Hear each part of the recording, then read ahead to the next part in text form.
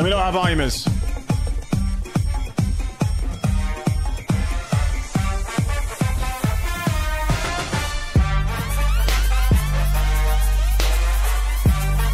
Oh, the hair's moving. Oh, they have a new hair engine.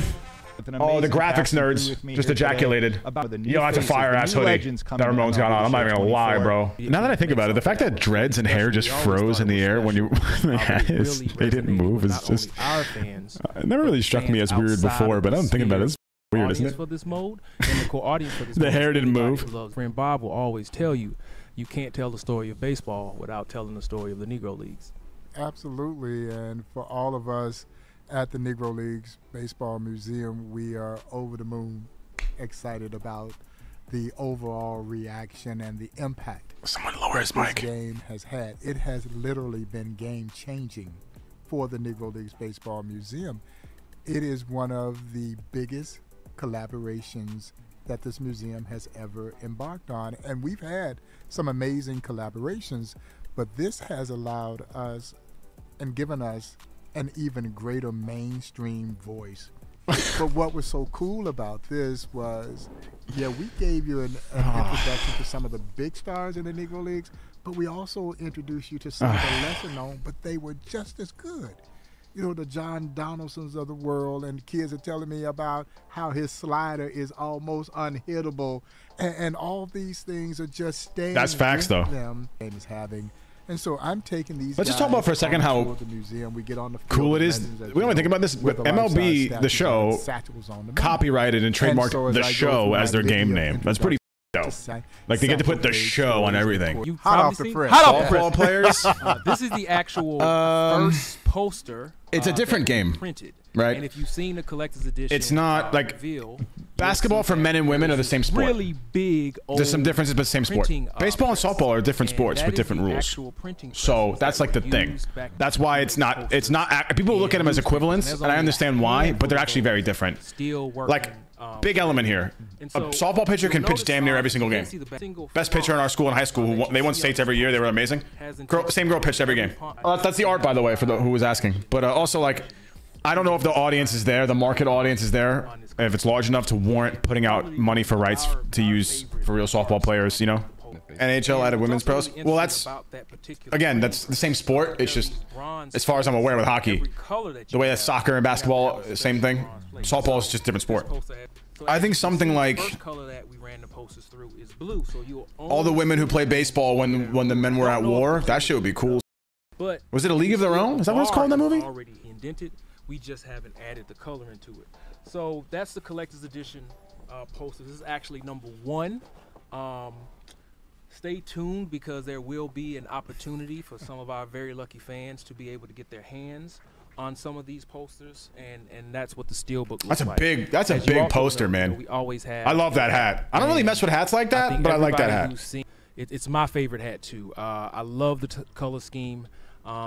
We took one of the Negro Leagues Baseball Museum's Discover Greatness logos. And it's a lefty hitting, man. You don't see that too often. Just refreshed it, and I think it's just perfect. We also have the Negro Leagues Baseball Museum logo on the side of the hat, and what's extra special is when you flip under the brim, you see all of the teams that have been introduced in storylines season 1 and season 2. So, you know, this I see the Newark Eagles, man. That's literally on my jerseys right now. They were not in season 1. They will sell out. So maybe we'll see pre-order it because there's not a lot of them that they're going to sell out. I'd ask Bob to sign the hat. That's also the reason I had the hat why on me. The creative is called. That's the cover. That's the tin cover. You know, it's I haven't had a tin cover game in so long. The Chicago Defender. I haven't had one. What was the last thing? I think it was I don't remember what game it was that I had this last. This history. You know, who knows? That's cool. That we would have been able I love the back.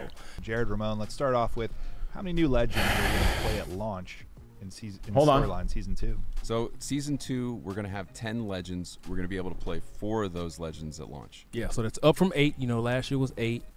This year is 10. Nice. But at launch, we're only releasing the first 4 legends, and then in about 2 weeks, we'll release another. So it's Hank, Tony Stone, Buck Leonard, and Josh Gibson, which is cool. 10. Josh Gibson first is nice, for right? A few reasons. We wanted to give people an opportunity to really let the content breathe and just be able to take your time with the content because there's more of it, and it's not going to take that long. You only got to wait 2 weeks, but 10 total. So do we just jump in the name that we've heard? I get it because people rush through storylines last year. By far, the one and only. only The audio? Josh Gibson. So we don't want to spoil the content for season 2. Just tell us a little bit of why Josh Gibson. Work in progress, captured on current gen. Story of baseball. Interesting. Well, in the echelon of Negro League's history, I'm not bugging, but they added butt cheek physics and lore. He is in essence. There's different body physics. Hold on. Yeah, Babe Ruth was like Paul Bunyan. Josh Gibson is our John Henry. Different UI. Power was almost for the hitting. Light, but it was real. They couldn't get someone to get a perfect. It was real, and that's a good swing. He's gonna rake. The fascination around Josh. The numbers are staggering. We also have to remember that usually the old-timey player of this score bugs are a little different, so we'll see. And I talk about it all the time. I think they had a jiggle physics, bro. I'm seeing a little bit of hip. It was a little gyration going on there, man. He had 92 contact against righties. We'll go back and watch it. 92. It looked like 92, 100 something, 100 something. I think I could be wrong though, but definitely 92 was the first number for contact. So, but one heck. But we don't know because we did get. They were lower overall in storyline season 1. We could sit here and talk about all of these players. When Satchel gets talked about, now people will know about a Martin DeHigo, Hilton Smith, a Hank Thompson. And so when we're deciding on who's going to be in each season of storylines, we want to have if sets are gone, Martin DeHigo is going to have so much more value. And that's so not much more value, bro. That they're lesser. The end user is learning about these legendary stars who weren't as bigger profile names. But see, a player like John Donaldson was Satchel Paige's inspiration. Yeah, Satchel wanted to be John Donaldson. You know, and it goes to just show, and I talk about this all the time, every hero has a hero. And for Satchel, it was John Donaldson. He patterned himself after John Donaldson. John Donaldson was my daddy this year, I'll tell you that. The same thing with the great Cuban ball player Martin DeHigo, who you can make an argument might be the greatest baseball player of all time. Now I feel like we have a lot more understanding and a lot more. Martin DeHigo played every position like the way that we were told he did, then it's hard to argue with that. But to me, of baseball figures, Shohei Ohtani is the best. He's the best. He's the most talented baseball player I've ever seen. And the second athlete in the first drop of season 2 is going to be the Thunder Twin teammate of Josh Gibson, the one and only Buck Leonard. Oh, yes. Smooth swinging. A little more animated. He hit over 400, man, when he was 40 years old. Could flat out rake. Yeah, and he is that rarest of Negro League I like that swing already. Negro League players. I'm going to like that. 101, 102, 93. But not Buck. Buck stayed with one team.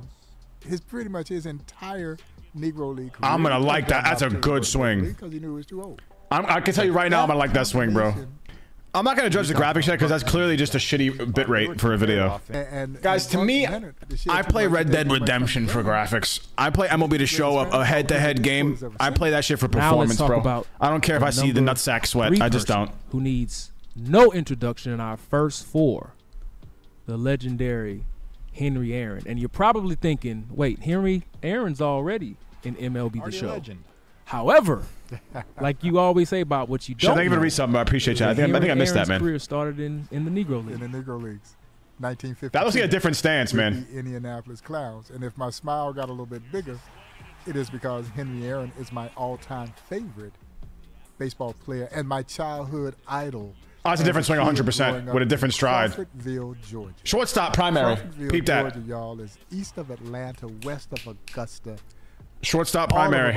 Remind me of a Stan Musial toe tap, but that swing looked fast. Number one that they didn't know. A little bit lower hands. Great he was at the major league. They really bodied the swings in a good way, man. With storylines, dudes, they all have good swings. Bob, you want to introduce our next legend?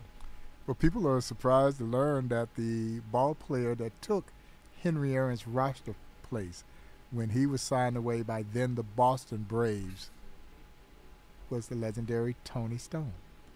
One of 3 I didn't know that. to play professionally in the Negro Leagues. 3 women.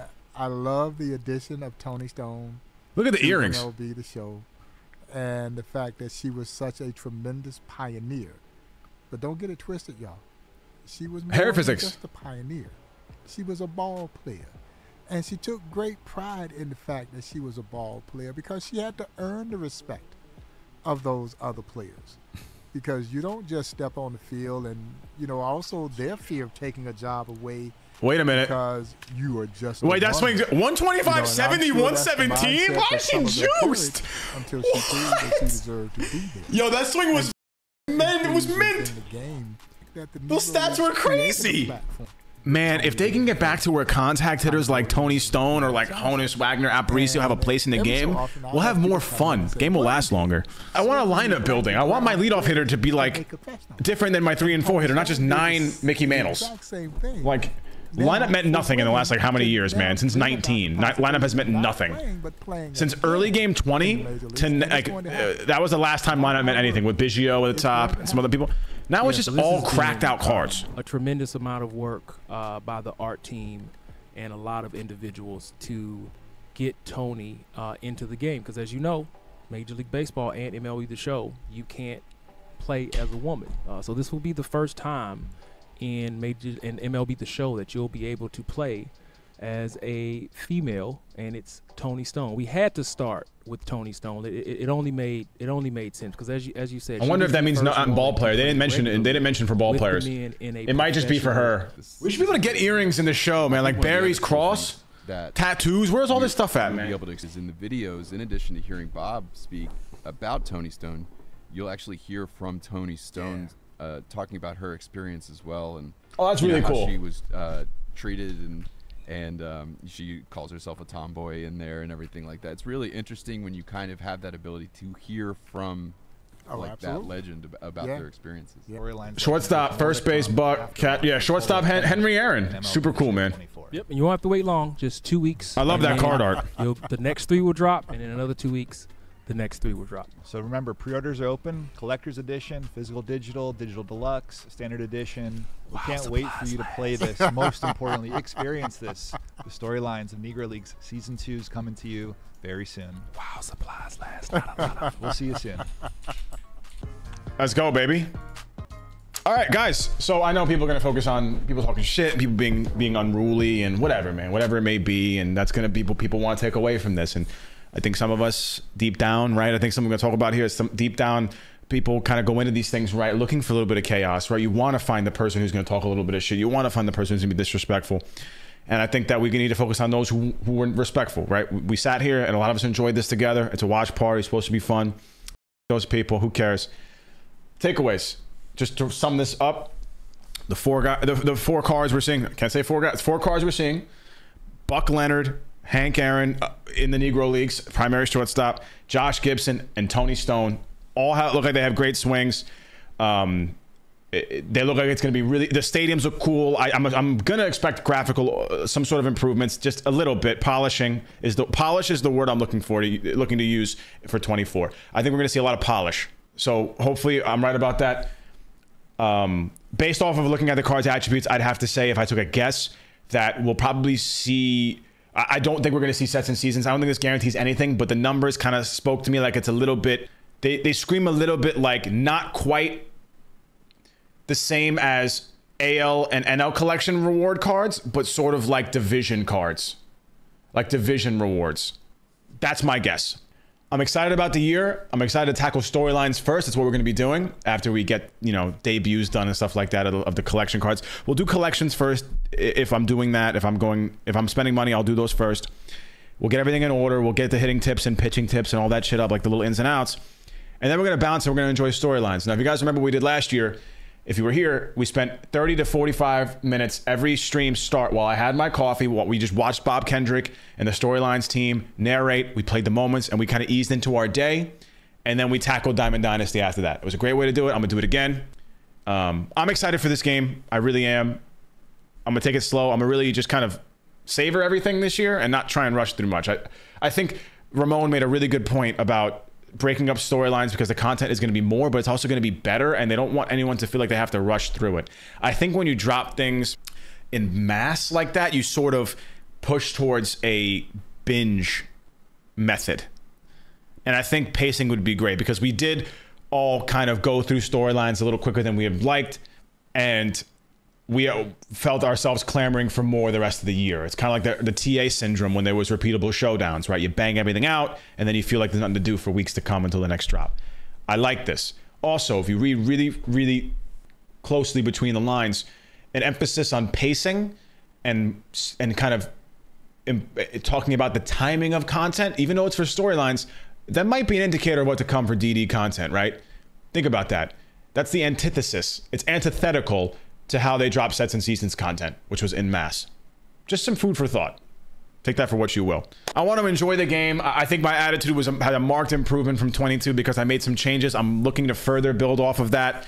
If I feel indicators within myself that I'm getting frustrated or burnt, just take a day off, man. The world will keep spinning even if I'm not on this game. Goes for everybody else, right? Yes, guys with dreads and long hair are going to look much better. And I'm hoping that physics adds to it, right? If we have, because this could be a little bit of a deep extrapolation here, but if we have smooth hair physics and movement physics, maybe the animations are going to be smoother. Maybe swings won't be as choppy. It won't be very, very stuck. Best swings in the game are the guys who have like the Trey Turners, who have the movement, the Lindors, the Griffeys. People who are stagnant and stuck like the Piazza types, they feel like their hips are locked, like they can't bend their elbows or they're crouched down. Maybe that's a move towards a smooth online game experience, right? We'll see.